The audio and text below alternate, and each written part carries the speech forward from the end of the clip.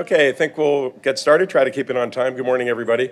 It's a pleasure to introduce today's guest, Dr. Edward Lau from Stanford University Cardiovascular Institute, where he's an instructor and postdoctoral fellow.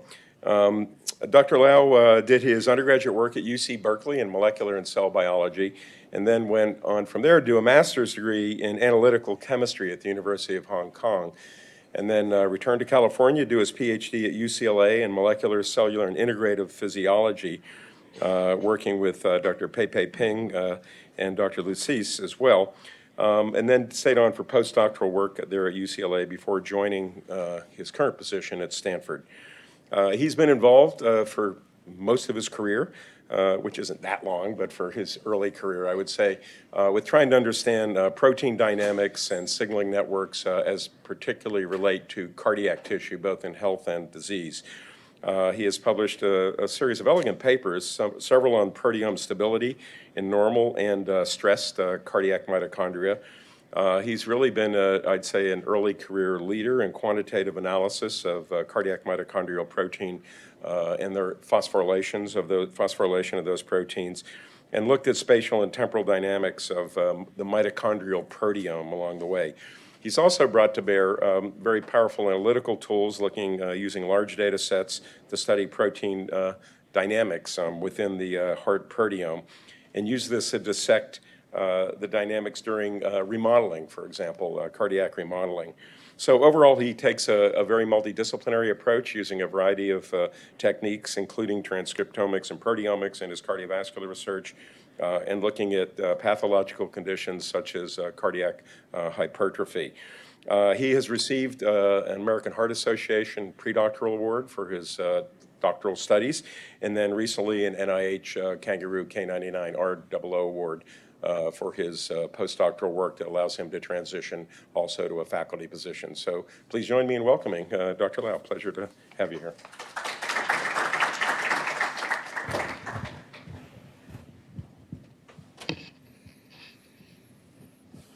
Thank you for the very kind introduction and for the invitation to be here. And thank you for coming.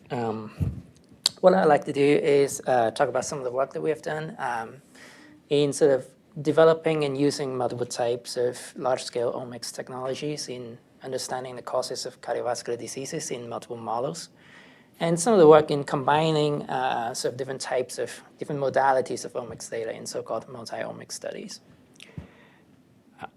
And I've structured the talk to be, not really a single biological study, but more of a vignette of different technologies that I like to employ, and hopefully that will be a starting point for further discussion about potential future collaboration and interactions.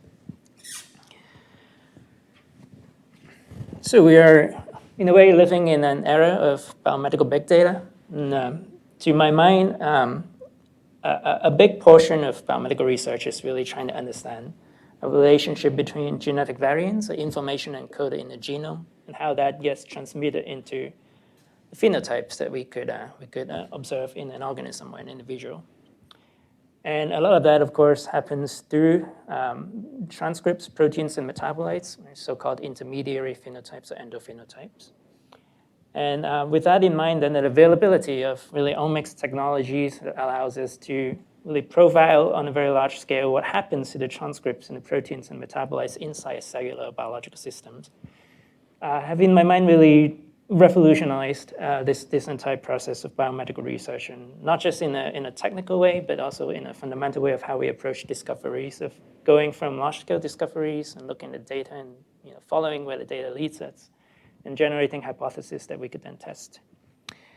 And now, of course, with increasing performance and decreasing costs of each of these types of technologies, increasingly it becomes very feasible to really generate multiple types of data in the same study, as I'm sure you're aware of. And these are so-called multi-omics studies. And the basic idea behind it is really the relationship between genes and phenotypes occurs across multiple layers of molecules, not just a single layer alone. And if we could better define the structure of this network of how information is transferred, then potentially we have a better information, better knowledge of how disease processes occur, and find a place that we could intervene. And of course, none of this is really news to you, I'm sure, right? Just in the last couple of months in 2019, there are many multi-omics studies that have come out in different areas and domains, right? There is the Mike Schneider room, where you have, follow an individual over a prolonged period of time and try to profile everything, right? Transcripts and proteins and lipids, and also lifestyle changes and wearable data. And try to see if we could use one of these, have data points in there, try to find out what causes an individual to have increased risk of diabetes or other types of complex diseases. In cancer, proteogenomic studies become quite common. We're trying to understand how copy number variants or genetic variants are translated into the proteome level. This is usually done by combining genomics information with mass spectrometry. And there are also large panels of animal and cell models that have come out. For example, one of our collaborators at UCLA have come up with a systems genetics model that I'll talk a little bit more later, where you could essentially have over 100 strains of mice and to essentially do a GWAS in animal panels rather than in individuals. And I try to find out how genetic variants control expression of different types of molecules using omics methods in proteins and lipids and so on. So these are very common now, as you no doubt are aware, but I would argue that for the most part, first, in the cardiovascular research space where I sort of mostly work in, we're slightly behind some other fields in sort of neuro and cancer. There hasn't been as many applications as we'd like so far.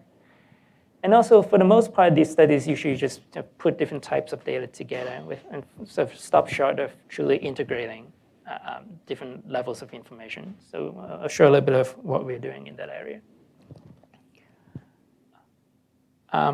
In general, I'll restrict the talk to mostly just the information interactions between transcripts and proteins. And to me, these are really the central parts of the central dogma of molecular biology. And this is where, in my opinion, most of the regulations take place. And it's no accident that transcriptomics and proteomics, right, driven by RNA sequencing and mass spectrometry, have been the two usually the most utilized approaches in trying to understand what happens molecularly in the cell, tissue, or biological system.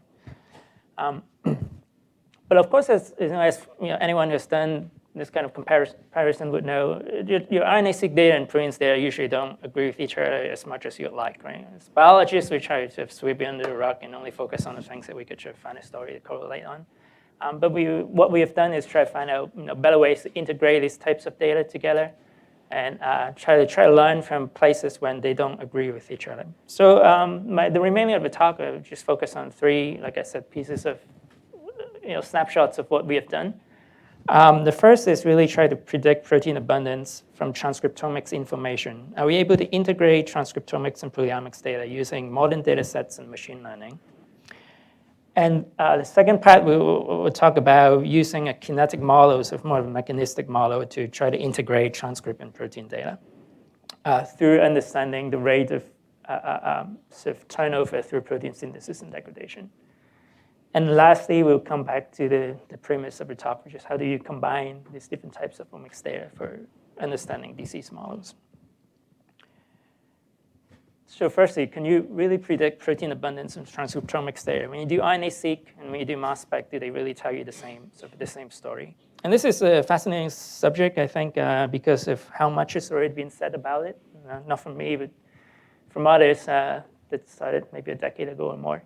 So in the beginning, around 2005, is when mass spec has really come to the scene and become sufficiently advanced enough to understand to be used to study different biological processes. And let's quickly sort of observe that when you do a mass spec data set, it usually doesn't agree with microarray or RNA-seq. Right? So this review sort of sums it up by saying there is a significant divergence between mRNA and protein. Seems to be the rule rather than the exception. And it sort of goes through a different phase in the last couple of years when statisticians have sort of looked at it in more detail. And of course, when you have two different technologies, they have two different sources of variance. And the idea is, if you were to account for all the hidden source of variance, then potentially the mRNA level could really explain 84% of what happens when you would observe at the protein level. So the expectation was, when we had bigger data sets and better instrumentations, and eventually your RNA-seq data and your mass spec data would basically tell you the same thing about a biological system. But that has only borne out very partially, I would say. If you look at very recent paper in 2018, 2019, generally the conclusion is that in cancer tumor samples, we've done the profiling of transcripts and proteins. It seems that the correlation is only around 10%. So these are quite different numbers. So let's say 10% and 85%, they couldn't be more different from each other, right? So in a way, we're interested in finding out what's happening here. And it turns out part of what's happening, the question is not really very well defined in the field. And if you think about it, there are multiple ways you could look at whether transcripts agree with proteins. And the left-hand side is usually how people think about it. And I'll say it's more of a trivial case in that you're comparing one gene with another gene. And I'll show you what I mean here. If you look at this graph, this is in a dish of induced pluripotent stem cells. We've looked at in JOSAP, but the exact system doesn't matter. I'm sure you have observed the same thing if you look at a mouse or some other kind of models. If you have done both RNA-seq and proteomics in this system, and you try to compare the abundance of a transcript to the abundance of a gene, well, you find that usually if you have a very abundant transcript, let's say GAPDH, right, or some kind of glycolysis and enzymatic metabolic proteins, it's very abundant at the transcript level. And usually you also find it to be more abundant at the protein level, so no surprise there, right? If you compare it to a transcription factor or something very inabundant, then you see a clear correlation between transcript and proteins. But I argue that usually we're not interested in comparing one gene with another gene. We've moved away from that. Usually we're interested in comparing one subject or one sample to another sample, as in a disease study or biological modeling study. Right? So, but what happens when you compare across samples? So here we've taken the same dish of cells, really, same cell lines, same culturing conditions, and we've given it a perturbation. In this case, a metal ion overload that we happen to be interested in. But again, I'm sure you know that the exact perturbation doesn't matter here. What we are interested in is seeing is, if after perturbation, your transcript goes up or down regulated by a certain degree, right, by a ratio of fold change, does that predict how the protein also behaves in that perturbation? And it turns out there's almost no correlation, right? When a transcript goes up, it doesn't mean the protein really go up after perturbation. So it's usually this case that we're interested in. I argue in a biological sort of study. And this is actually sort of one scenario, one case of a more generalized study design, which is if you were to look at one gene or one protein, one transcript, let's say GAPDH, and you have profiled this over a panel of samples. And well, this transcript is more highly expressed in some samples over the other, right? And it doesn't matter what study design it is. It could be a cross-sectional study. It could be a case control. Let's say this transcript is upregulated in the disease over the control. Do you see the same pattern at the protein level? That's what we're interested in. And you could sort of set up a simple model, just linear regression, to try to answer that question, right? So you have transcript 1 of a particular gene over a number of subjects. Does that predict the protein pattern? Can you sort of fit this data to an intercept and the slope and try to find out whether you could predict, in this particular disease of perturbation, is the protein upregulated? And you can do that for all 20,000 genes that you have looked at in a transcriptomics there. So what would happen if we were to do that, right? So in the past, that might be a little hard to answer because you don't really have that many samples. Usually, when you do RNA-seq, you're not paying for 100 samples, or just because of financial and operational constraints. But more recently, it's become feasible to try to answer this question with the right data set. And we've looked at CP-TAC here, which is admittedly not a cardiovascular-related data set, right? This is the proteomics arm of the TCGA, which is the Cancer Genome Consortium. And they have done around 370 tumor samples. This is a mix of ovarian and breast cancer samples, where in each tumor you have quantified 6,000 RNA with RNA-seq. And at the same time, you've collected mass spec data. So that allows you to ask whether this blue transcript data allows you to predict the mass spec data without running the mass spec, which is what we want to know. And again, we're using a simple model where we assume that the protein level is primarily controlled by its cognate transcript through some kind of coefficient, right? And so what happens when we do that? When we find out that in general, it actually does, when you have enough data, the correlation is actually pretty good in a way. The transcripts explain around 50%, right, it correlates around, the correlation coefficient is 50%, so on average after you adjust for the spread. And and there's around 50% concordance, which makes sense because if protein level doesn't change completely, why does the cell even want to change the transcript, right? But there is a huge spread, and what I mean by that is that for some genes, the transcripts are tightly coupled with the protein. So whenever the transcript goes up, the protein really does go up in a scalable sort of manner. But for other genes, the transcripts also almost have no relationship with the protein at all. And that's a problem, right? For example, if you're interested in one of these genes and you primarily rely on qPCR to do your studies and compare your disease model and treatment, it actually has almost no relationship whatsoever with what happens at the protein level. So there are two things we want to do here, right? First is how do you improve this prediction? Second is try to find out if there's a biological reason why some transcripts don't predict the protein level. But first, let me show you sort of maybe a more illustrative example of what are some of these genes or proteins, right? On the left are two genes, right, LDHB and IDH1, where the transcripts are very tightly coupled to the protein levels. And you can see as the transcript goes up in a particular sample in the cohort, the protein also goes up. There's no surprise there. On the right-hand side are two genes and proteins where there's almost no relationship between transcripts and proteins. So what makes this difference, right? And obviously, there's an obvious technical hypothesis is that, well, maybe these guys on the right, you're not measuring them quite well in the mass spec because mass spec is not as sensitive as of now as transcriptomics and RNA-seq. But actually, we could almost immediately rule out this scenario just because when we look at this, it's a very abundant mitochondrial proteins that I've shown you here. And so you should, in theory, be able to measure them very well. So we favor that there might be some kind of biological explanation why. So for some proteins, you're not getting any real information from your transcriptomics there. And can we sort of leverage this information to improve the prediction is what we want to do. So first, what are some of the genes that the transcripts are not really predictive for proteins? Turns out there are two major categories, and they're not entirely surprising after the fact. First is a lot of secreted proteins. You can see a correlation coefficient is almost zero, even negative. So even if you measure transcripts, it doesn't actually say anything about the protein at the sample. And that probably makes sense, right? If you know that secretion pathways are controlled by EIF2 alpha and the kinase quite a bit. So even if the transcript is there, it doesn't necessarily mean the protein's being made or being secreted in the environment. But that is, again, I think has some implications in basic day-to-day studies. If you're looking at a secreted protein through a transcript level, you probably want to measure it at the protein level as well. Yeah, of course, please. Can you go back one slide just a second? So on your second hypothesis, in terms of uncoupling, which isn't a mechanistic explanation, just says and then to your next slide now. The next slide, yeah. Yeah. So I just want to make sure I understand. Are you trying to make the argument from a mechanistic point of view that proteins in large complexes just won't be picked up at an accurate level? Exactly, yeah. Okay. Yeah. And even if you do something to disassemble the complex, you can't rely on that giving you the appropriate stoichiometry. Right. Generally, we don't think it's we don't think it's a technical reason.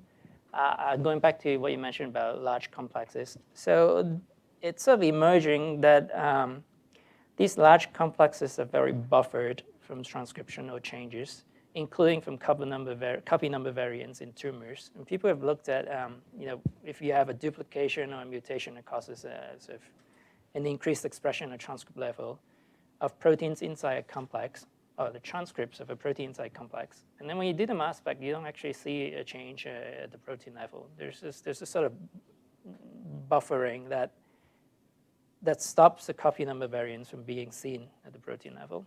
And this is, in a way, also what we see from a predictive model point of view. The transcripts no longer predict the protein level. And actually, if you think about it, the reason is almost obvious, but it wasn't. You can see beforehand is that a protein complex only functions when every subunit is there in a particular stoichiometry. Right? If you have what is called a supernumerary subunit, just one subunit is being upregulated or being ramped up twofold. That doesn't. You don't really form twice the amount of complexes. And you have a lot of free-flowing subunits, and that tend to be degraded, through a lot of ether ubiquitin-ligase pathways. That is most probably why we see this observation. But regardless of the explanation, what I think the message here is that they preferentially occur in some particular pathways and complexes. And this is actually almost all the large complexes you could name, or at least I could name, in the cell, where you have ribosomes, respiratory chain subunits, complex one is in a respiratory chain subunit, a respiratory chain complex. Transcription, machinery, spliceosomes, mitochondrial ribosomes, the mediator in the nucleus, a nucleosome methylosome, and so on.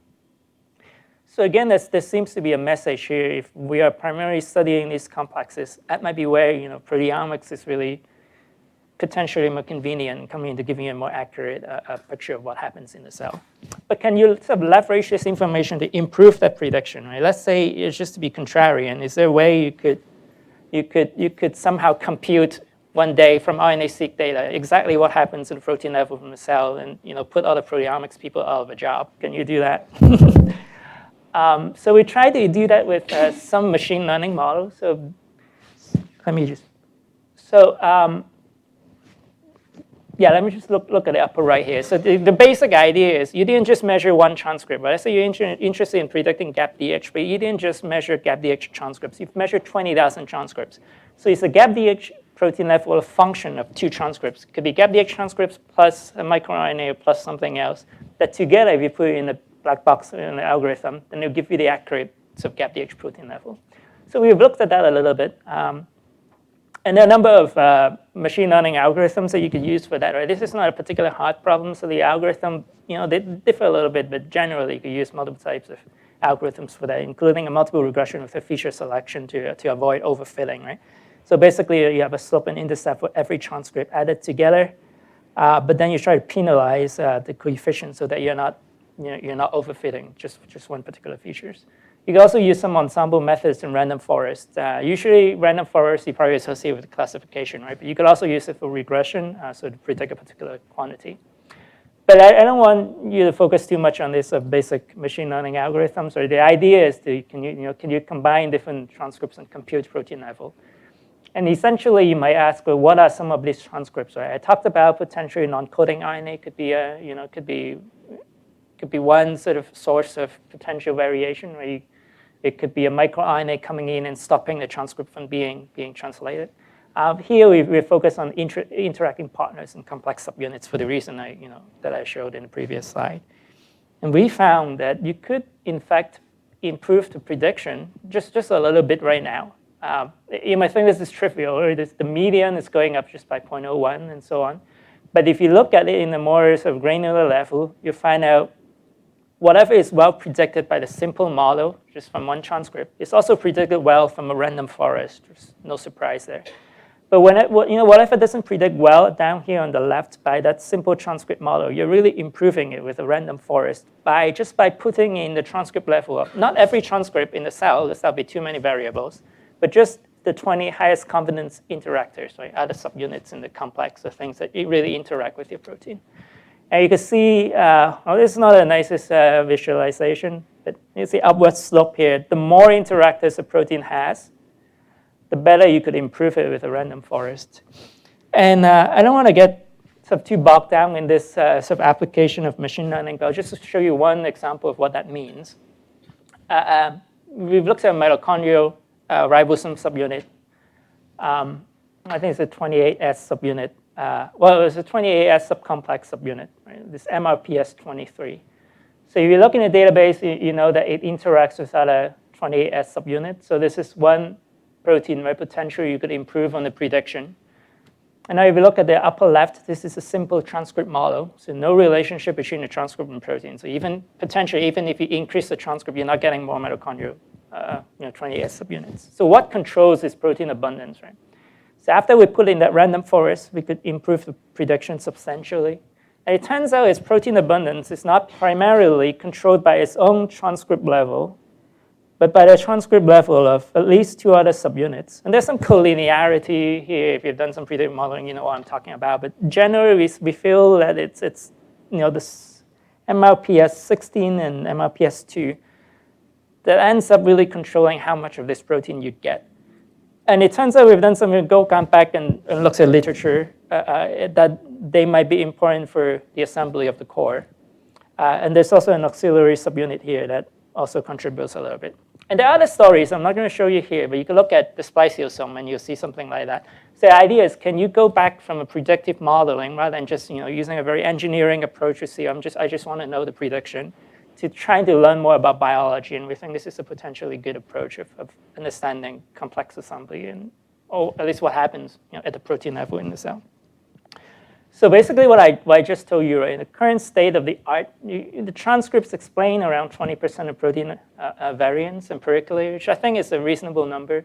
But you could potentially improve on that by bringing in more data from other transcripts, microRNA, which I didn't get a chance to talk about. But and I think one of the take-home message also is this uncoupling, right? This lack of correlation actually tells you that each omics data type also leaves some signatures undiscovered, right? Unless we get to the point where, like I was joking earlier, whether you could predict completely and there's no longer any reason to run proteomics experiments.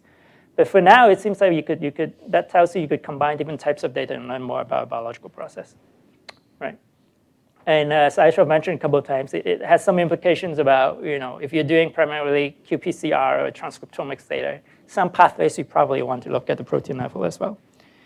So that brings us to the second part about how do we really integrate it. And there's two ways you could probably integrate transcript and protein data in a more meaningful way. One is through a mechanistic kinetic model that I'm going to talk about a little bit. And secondly is using some kind of multi-omic molecular network that I'll also talk about a little bit at the end. So what is the kinetic model? Well, you could imagine that one way why a transcript is not the same protein level is because the protein is continually being synthesized and degraded in the cell, which I thought is one of the more fascinating aspects of life. That, if you go back to a biochemistry textbook, you know how expensive it is to put together an amino acid, a peptide bond. But actually, even when we're just sitting here not doing much, we're continually destroying our own proteins and making new ones. And you're no longer made up of the same molecules, really, than the same person a week ago, right? So you could sort of model this relationship in a rather simplistic term, which is especially if you don't, well, let's say you're not in a steady state and your protein level change, and where does this change come from? Where is protein concentration in a particular cell state? So the change over time is really determined by both the synthesis rate, which you could simplistically assume probably scales with the transcript level, right? But it also is determined by the destruction rate, degradation rate, which scales not with the transcript, but with the protein itself. So that sort of already tells you that there's some kind of uncoupling going on here. And you can play around this equation in different ways. For example, in a steady state, this change is 0, and the synthesis is probably the same as degradation. So you could guess this rate constant by the proportion between protein and transcripts. But ultimately, what we want to know is really exactly what this rate constant is, and we have mostly resorted to empirical means in the past few years to understand what this kinetic rate constant is. And you could do that by introducing an isotope signature into a biological system over time, either through pulsing or through continuous label enrichment and sampling over time. And there are a number of good labels that have been developed over the past 10 years to do this. Usually they are protein precursors, right? Introducing a heavier isotope into a protein precursor so that it gets put into the protein when the protein is being synthesized and degraded. So eventually you go from light proteins only to a heavy protein only population. And if you sample over multiple time points, you can figure out what the rate constant of replacement is. We have favored deuterium oxide label for a number of reasons. It's substantially less expensive than the other labels. And it also has some nice properties. For example, it's a water, so it goes through all the compartments of your cell and body pretty quickly. But in the field mostly has used a CIDAC-based model, which is stable isotope labeled amino acid. You could replace the feed of an animal of some essential amino acid, usually valine, leucine, and lysine, with a heavy version. So when the animal makes a new protein, then all the leucines are heavy. And this happens, like I just said, gradually, right? Before labeling, you only had old protein. Let's say now you switch to a labeling scheme where there's some proportion of heavy elements in the precursor of the amino acids. So when the cell makes new proteins and removes old proteins, some of the new proteins will have this signature, and eventually after a certain time, you reach a new plateau where every protein is heavy labeled.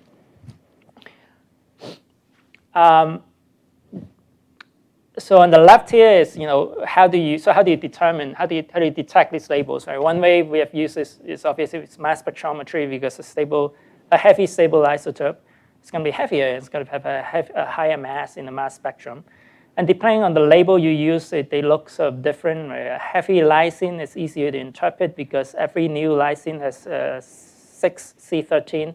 So it forms a new cluster of peptides or proteins that are heavier by 6 sort of Dalton, right? So you could, if you want to know what is the proportion of new protein in the system, you just quantify the intensity here and divide it with the old cluster. The deuterium water seems to be, tends to be slightly complex in gradually shifting this isotope envelope to the right, but we'll figure out a way to read this, basically. So as I mentioned, sampling over time is how you understand the rate constant, how you measure rate constant. So we have done that with different labels, right? On the left is the C13 label, on the right is the deuterium label. Over around 30 days, you sample the N word multiple time points, and you collect different organs. Put in a mass spec, and you could calculate the rate constant. And this is just some technical details, just for people who are potentially interested in how that calculation is done. As I mentioned, the destruction of protein follows actually, it shouldn't follow a first-order kinetic, but somehow it does. It gets approximated by first-order kinetics equation, right? The change of label is proportional through a constant to how much label is already in the system, right? So it's like an exponential rise, exponential decay that you're familiar with. And I can solve this differential equation. You get a closed form, right? The familiar 1 minus e to the minus kt. And with this closed form, you could fit the data, which is the measurement at different time points give you this, right? How much label is in there. And you can fit it to the equation at multiple time points and get this rate constant, which is what we're interested in, right? How quickly the protein is getting replaced.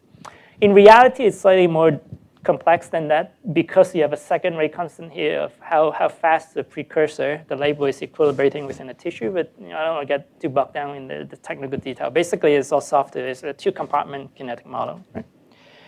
In order to do this kind of calculation, we had to develop our own software. It turns out, the mass spec software tools weren't quite good for doing this kind of study. Mostly they're for comparing expression at the steady state level. But we have written software that basically reads in the mass spec data, quantifies different peptide signals, and then fit it to a kinetic model. And one recent iteration is called RIANA for a Relative Isotope Abundance Analyzer. And it's freely available on GitHub if you want to go take a look. But what can you learn with this kind of studies, right? So I just want to summarize very briefly some of the work we did in this area in the last couple of years. So the first thing you could do is look at protein half-life and try to understand the stability and how that contributes to potentially the overall protein level. One of the things we've looked at is if you isolate the mitochondria and you measure the half-life of each individual protein species inside, it turns out there's a huge range of half-life, even within the mitochondria, which we conventionally now think of as turning over together through mitophagy and mitochondrial fusion and fission. And it turns out there's a substantial amount of regulation on the individual protein level, probably through individual proteases inside the mitochondria. And how do you read this? This is basically just a lot of bar charts. Right? We sort of wrapped it around in a circle to impress the reviewers. No, I'm just kidding. But so this is y-axis here. Some proteins are very, very stable. I wrapped 14 here. And then some are turning over. Oh, I'm sorry. Some are turning very quickly, but some are very stable. So that has implications in mitochondrial protein quality control. If you imagine that a protein that's very stable, it's probably under sort of a heavier quality control burden in terms of oxidative damage and whatnot. And you could couple it to perturbation. Right? We've looked at epoximizing, which is a proteasome inhibitor. And you could sort of recapitulate what people knew from some basic biochemistry study, that the proteasome is responsible for the degradation of 80% of proteins in the cell. Once you administer epoximizing to mice, 80% of the protein's half-life decreases without the same decrease in total abundance. And you can also do it for heavy water. You can also do it in human because it's not a radioactive label. It's considered safe at a low percentage of 1 or 2%. So we have labeled people over months by having them volunteers drink heavy water up to 1% of the body water. And you could measure the half-life for the first time of many proteins in the plasma at the same time. In the past, this done with like tritium or some other kind of radioactive label, and you can only measure one protein at the same time, right? And that probably has implications to the number of studies about stability and how long things will stick around. Albumin tends to be very stable. It probably has a half-life of around 70 days. where some of the signaling molecules they have half-life of hours to less than 1 day.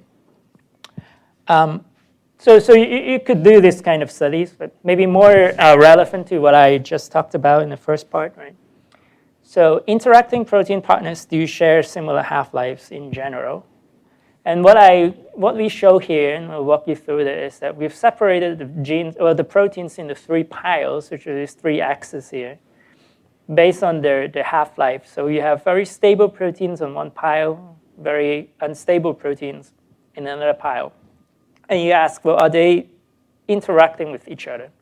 And it turns out, well, proteins preferentially interact within each group. And there's relatively less linkage between very stable and very unstable proteins than you would expect if half-life was not a factor in protein-protein interaction. You could test it in a permutation test. And another way to look at it is to go to the string database, which is a protein-protein interaction database. So the more likely 2 proteins are interacting with each other, the less difference is in half-life.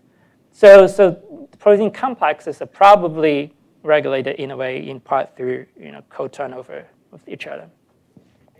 Yeah. Just give me something to hang on to here. Sure. What is the fast half-life? What is the slow half-life? Sure. Yeah, I apologize. I didn't sort of skip through a lot of that. It depends. So the turnover rates are not just a function of the protein sequence, right? It scales completely in terms of the organism you're measuring, the tissue you're measuring it from, and also physiological states. And you sort of see that as well here. We measure the same proteins in the mouse liver and the mouse heart. They have completely different half-life. And the sequence is the same, so it's not just a purely physical process that causes proteins to be damaged and be replaced. It's regulated by the tissue. So in the mouse heart, the median, the average half-life of a protein in the mouse heart is actually 7 days in the cytosol.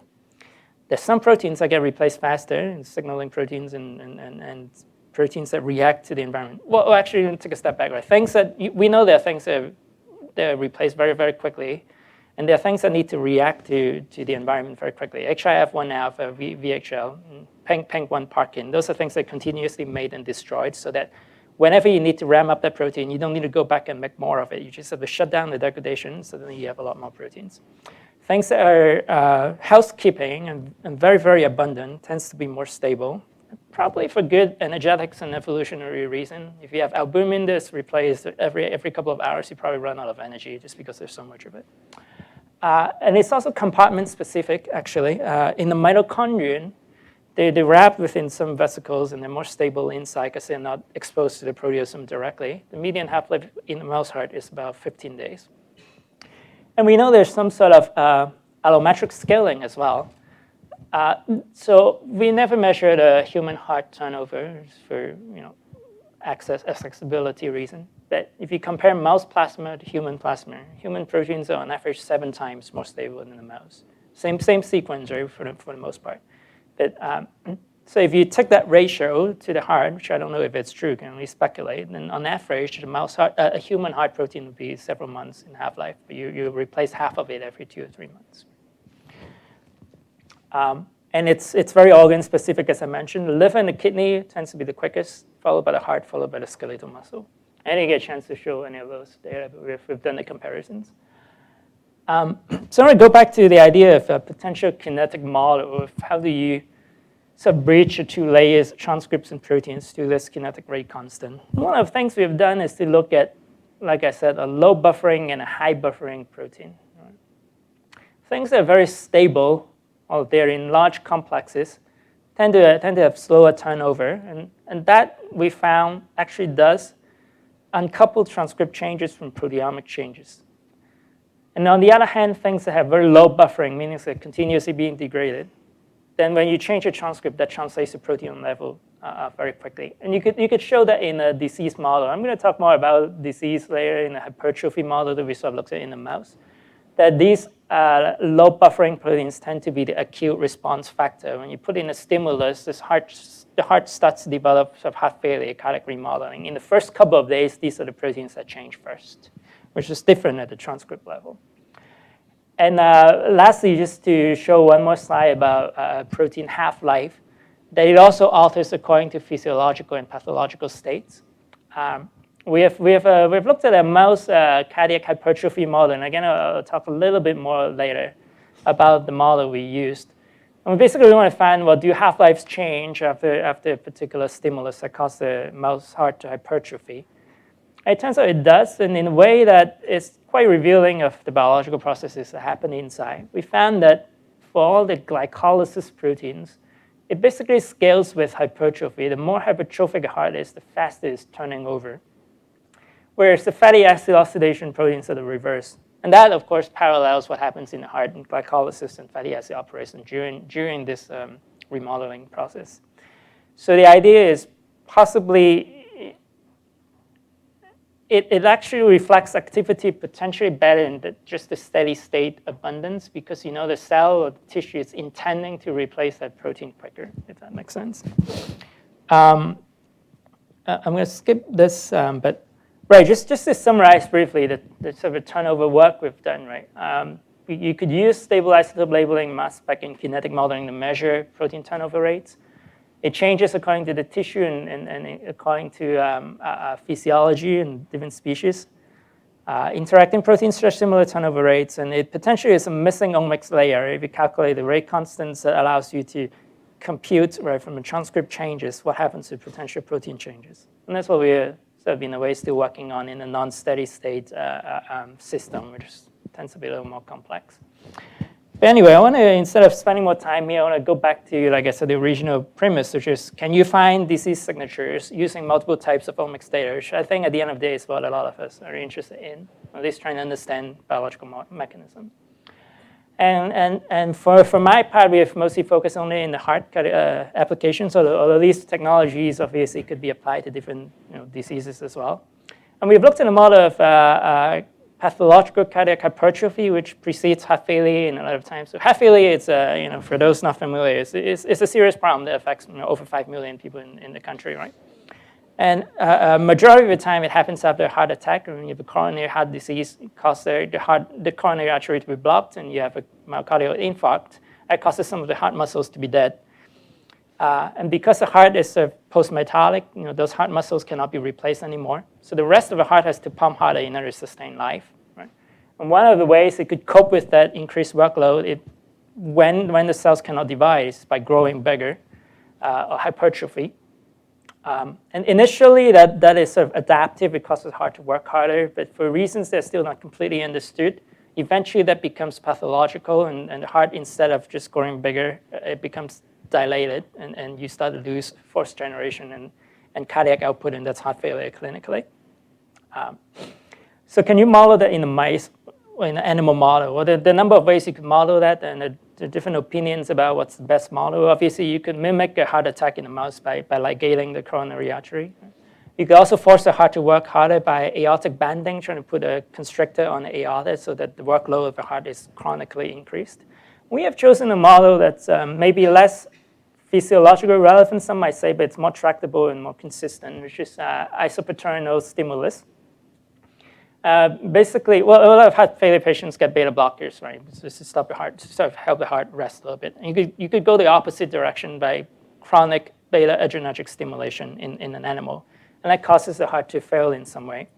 And recapitulate some of the structural and metabolic changes you see in patients. So it's a reasonable model of heart failure, is what I want to say, or at least cardiac remodeling before heart failure.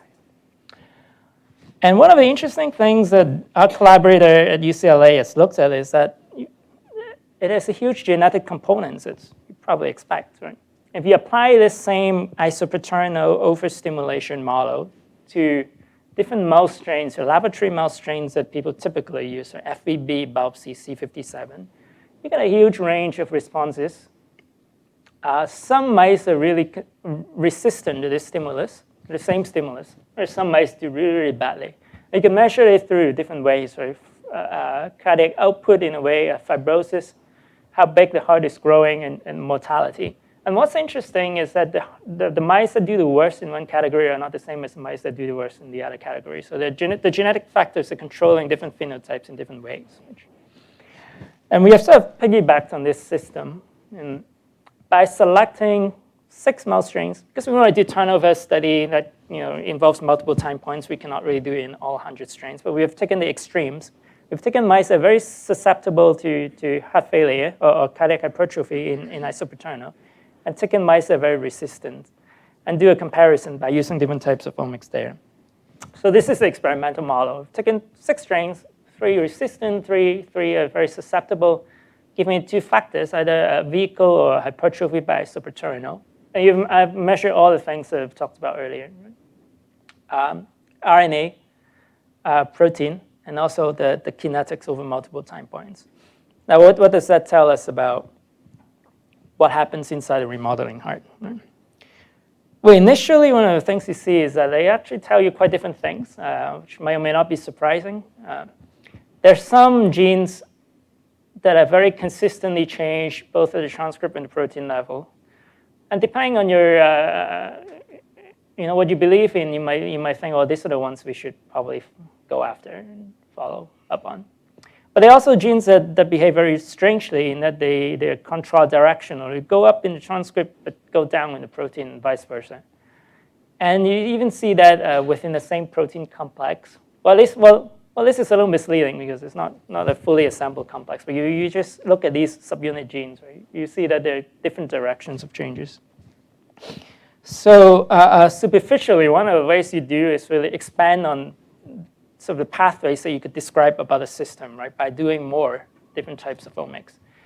So what's happening here is if you look at these bar charts about what pathways are going up or down in 3 parameters, right? The red is the turnover, the blue is the protein abundance, and the gray is the RNA abundance. Now it gives you basically 3 shots at goal in a way, right, to describe the system. And you could say, well, on the transcriptomics level, you see changes in cell surface and collagen proteins, but you don't see that at the protein level. Whereas if you're doing the proteomics, you see muscle contraction and MAP kinase being changed. And if you look at the turnover, as I showed you earlier, you see changes in glycolysis and lipid oxidation. And that was interesting to us because we know glycolysis is probably upregulated just from, it's known, but then the protein and transcript levels don't change. So if you are in a different system where you didn't know ahead of time that glycolysis was changing, and you only measure the transcripts, you're going to miss this. Right? Now, the other thing that was interesting, as I mentioned, is they give you very completely different pictures of what happens in the heart. And just by doing this, 3 types of omics studies, you're increasing the number of signatures you could discover by almost 3-fold just because of this non-overlap, right? And if you sort of collapse it into more of a functional and pathway levels, this gain actually increases even further. You're nominating 5-fold more pathways from the same system. And why is this gain sort of higher than individual genes? It's because one pathway could be nominated by different parameters, the red and the green, at different members of the pathway. So you may ask, well, that seems a little trivial, right? If you're just doing more data, and of course you're getting more signatures because there's technical variability, they don't completely overlap. So if you were to just do the transcript 5 times, and maybe you just get more signatures. Why do we bother with this? So what we want to know is this sort of worth the value of doing different types of omics data, or should you just pull your investment into getting higher, sort of more repeat measurements? And we've done some meta-analysis. What I mean is we went back to Gene Expression Omnibus, which is public data on microRNA, microarray and RNA-seq. And we've pulled around 21 data sets done over the last 2 decades on different models of cardiac hypertrophy. So they're quite different models, but we have some preset filtering criteria. We want only adult mice, pathological hypertrophy, so no exercise-induced physiological hypertrophy, and not from a genetic model. So we looked at around 30 data sets. And quite strikingly, actually, despite it being done across 2 decades from different groups using slightly different models, where I mentioned TEC and the MI model and isopaterno model of hypertrophy, essentially, they really tell you sort of the same story. Right? The same things going up, the same things going down, right, in terms of differential regulation, to a certain extent. But these are completely different than what you would see. All this green are transcript levels, and this is how correlated they are from each other. You see a separate block here, meaning the protein data are telling you completely different, which is consistent with what I told you a couple of slides ago. And this is one example. If you look at clusterin, which is a mitochondrial protein, I believe, all the transcripts tell you it's going up in hypertrophy, but the protein data tell you it's going down. So how do you combine it more meaningfully, right? So I started with that, but I should sort of apologize because we don't have a perfect answer for it either. I think we're still in the beginning of this journey of how do you really combine things more meaningfully. So how do you go from just putting, you're telling people I've done this, I've done that, and just put them side by side to really a more meaningful model? We've looked at kinetic models earlier in the talk, but sort of increasingly a way to look at it is by data science, or by informatically combining them, not through a mechanistic model. So this is one example. It's not by us, but I think it's a nice illustration of what happens here. If you have a cohort, you've measured metabolites, I think this is transcript or genes, and then proteins. You get 3 data matrices, right? So you could decompose these matrices into factors, right? This is a factor decomposition.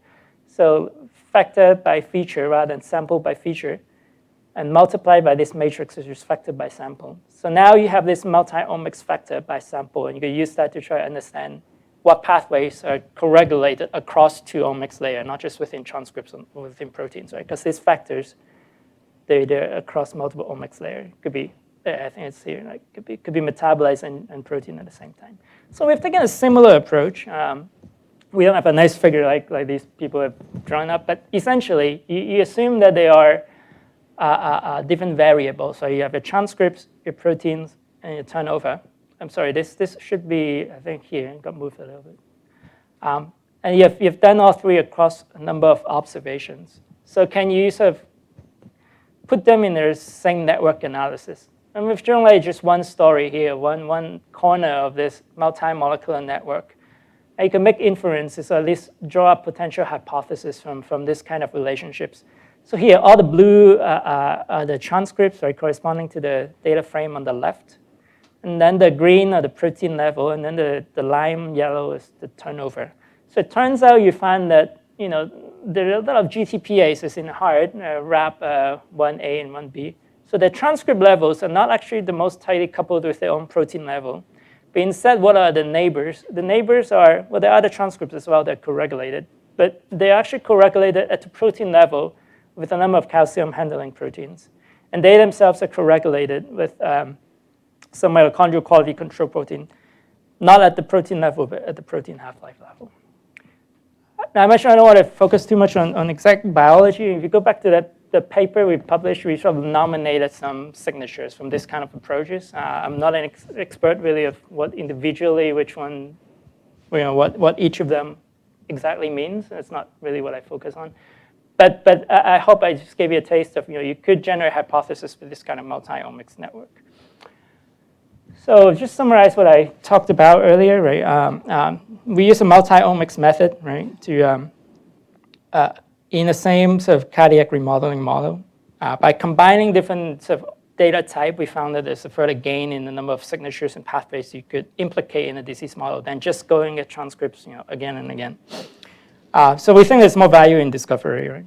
And I think in the future is really how do you combine them more meaningfully to articulate better hypotheses.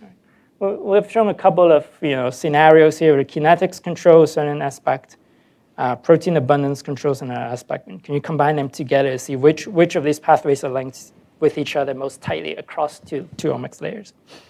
So I'm going to stop here with what I've done before, and just basically one more slide about how can you apply this to different models. I'm going to talk a little more tomorrow in a separate talk.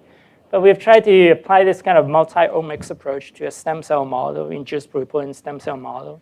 And the idea is instead of what happens in a cell in autonomous manner, can you use this to understand how cells talk to each other across 2 different cell types? And iPSC, or induced pluripotent stem cells, is a great model for this because you could make the individual cell types with defined protocols. So you give them different growth factors. You could make cardiomyocytes. You could make endothelial cells from the same dish from the same cell line. So now you could try to understand how do they talk with each other. And we have done some single-cell sequencing and proteomics to look at the relationship between 2 cell types. So I'll talk a little more about this in the talk tomorrow. But I just want to wrap up here. I know I already overran maybe 5 minutes. This is my contact information and my email. I want to definitely thank people I've worked with on these projects, both at Stanford and UCLA, and also collaborators in Colorado and the University of Liverpool. and my funding sources. So the slides will be online if you're interested in taking another look at them. Some of the papers I cite on the slides, again, be online if you want to look at them. So just to summarize, right? I've talked about a potential opportunity in combining different types of omics data because we know biological networks probably exist not just within one molecular layer, but across multiple layers. Talks a little bit about our efforts in using machine learning to predict proteins from transcripts. We improved it a little bit. There's a lot of work to be done, I think. And then how do you combine transcripts and proteins more meaningfully? We've talked about a kinetic model potentially. And also try just putting multiple types of omics data in the same disease models to try to find disease markers. So hopefully, that just gives you maybe a hint of the techniques I like to use. And definitely, I focus more on technique development than a particular disease. And definitely love to talk more with you the rest of today and tomorrow if I have the opportunity to see how we could potentially work together on different disease models and projects. So I'll stop here. I'd like to thank you so very much for being here and for your attention. Thank you.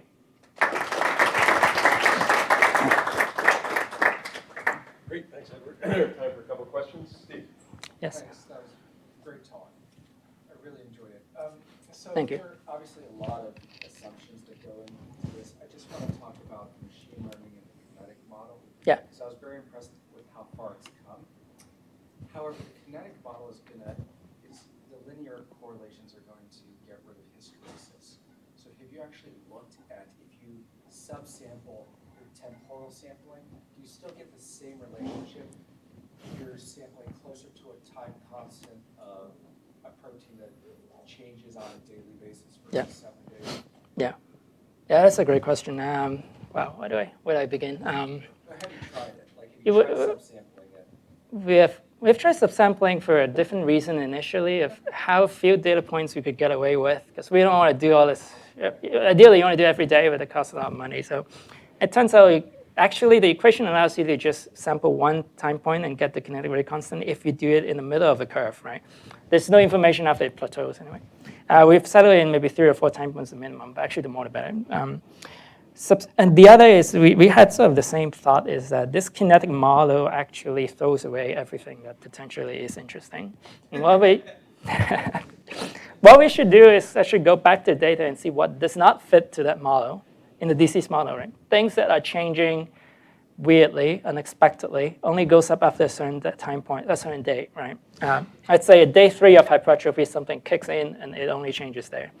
We've tried to do that, but we found that it's quite hard to interpret what is biological and what is technical noise.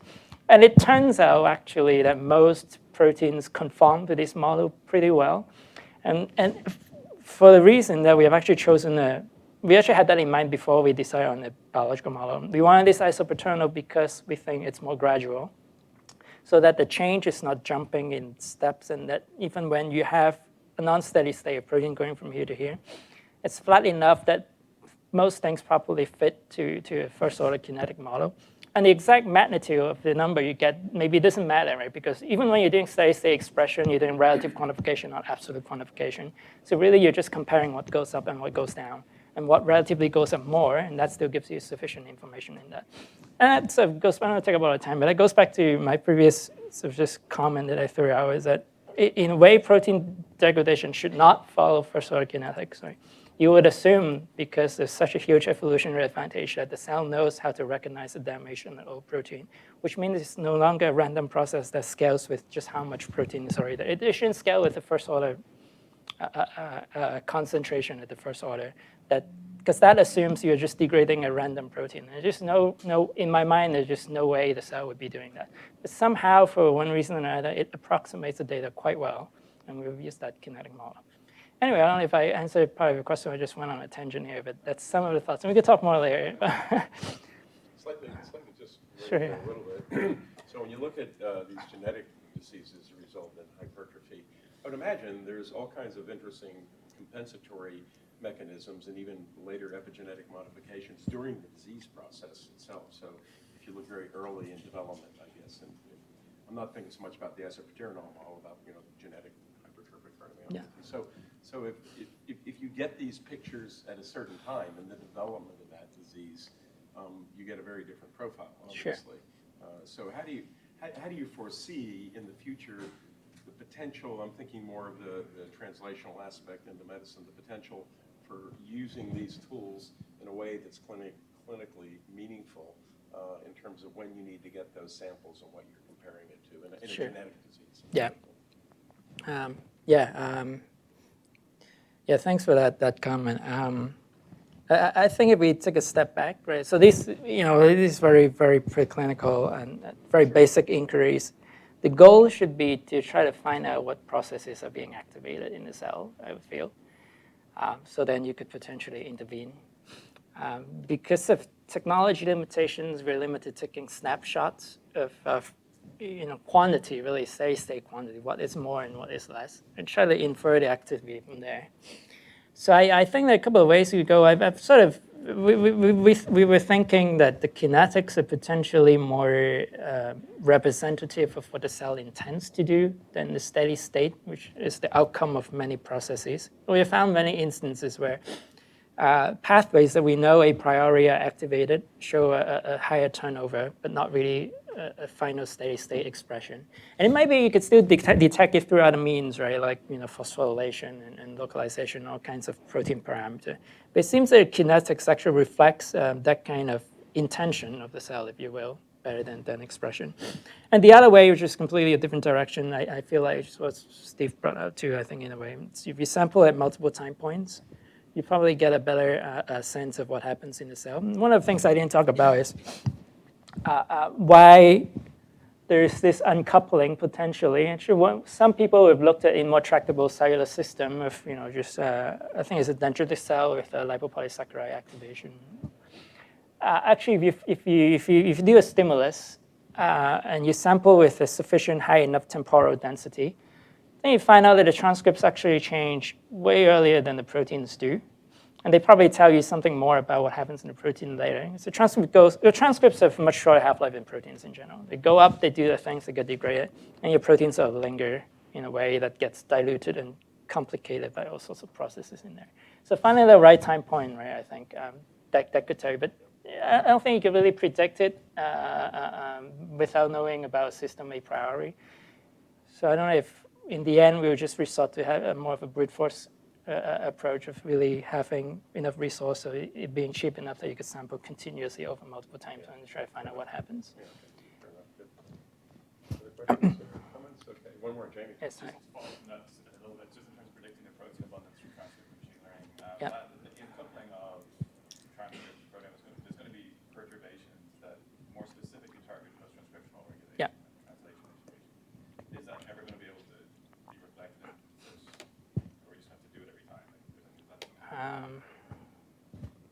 Like it's not always, you know what I mean? Like Yeah. I don't have an answer to that. But you're completely right. Part of the reason why people have different answers, or there's different points of view about whether translational control or transcriptional controls predominate, is because they're looking at different perturbations. There are things that primarily control the transcriptional factor, transcription factor and gene expression. When people did experiments in those systems, they found out it's really the transcripts controlling everything. But I tend to think like things that are more complex, on a complex disease and more of a complex systems, you get a mixture of both transcriptional control and translational control, so that you no longer could just directly predict what happens in the transcriptional change, in the translational change. Do you need to do that every time differently? I don't know. This is actually, we did it in a completely, in a way, irrelevant system in cancer, just because that's where the data are. We are trying to move it to an induced-proven stem cell model and do the same thing with like 100 lines of iPSCs that we've differentiated. We're differentiating in cardiomyocytes, so potentially we have an answer for that. But well, it's not really the same thing. But if you look at other comparisons of cross tissues like EQTLs and whatnot, those tend to be quite conserved, right? How genetic variants control transcript levels. At least that's what people who did the EQTL in PBMC try to tell you, because PBMC is not really the tissue that most people are interested in. But according to them, it's quite conserved across tissues. So potentially, something like this kind of method could also be. But yeah, the short answer is I don't know. So. Okay, just one more last question, Randy. Yeah. You say you wanted something about protein if you don't have a lot of data for, or you